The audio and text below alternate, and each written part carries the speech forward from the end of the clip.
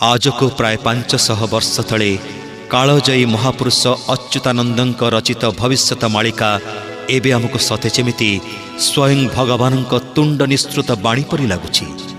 कारण से सब कथा गोटी गोटी होई घटिछि आ घटुछि।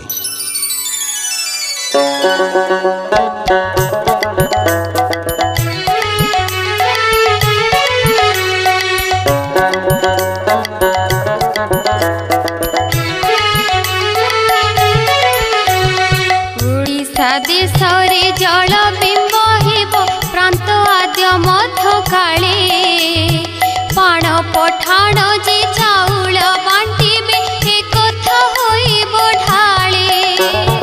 हेला हेला बोली मही उछुड़ीब हेड़ारे काटिबे दिन हरि भावर सकेही न जानिबे कर्मकांड हे बोलीन।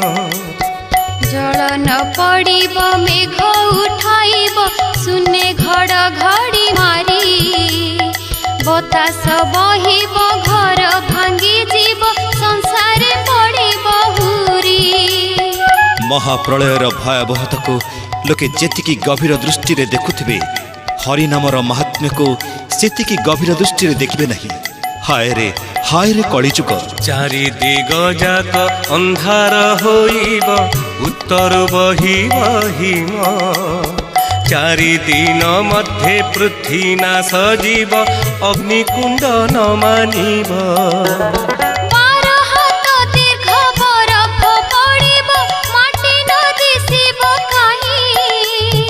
चतुर्दश दिन द्वार न खोलिब हेतु रखबार होई।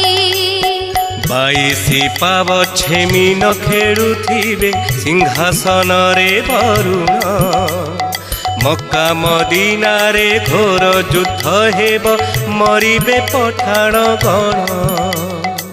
मालिका कहे 22 पाहचरे मीन खेलिबे मात्र महापुरुष अच्युतानंद आउपदे आग को जाई सुनाई खाली 22 पाहचरे मीन खेलिबे नहीं समुद्र लहड़ी रत्न सिंहासन को छुईब।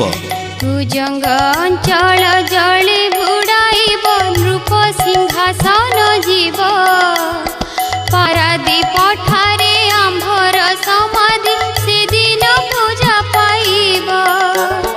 5 3 13 एकत्र होइले लंजा नक्षत्र पड़िब जानिबु से दिन कली छाड़ी जीव धर्म उदय होइब।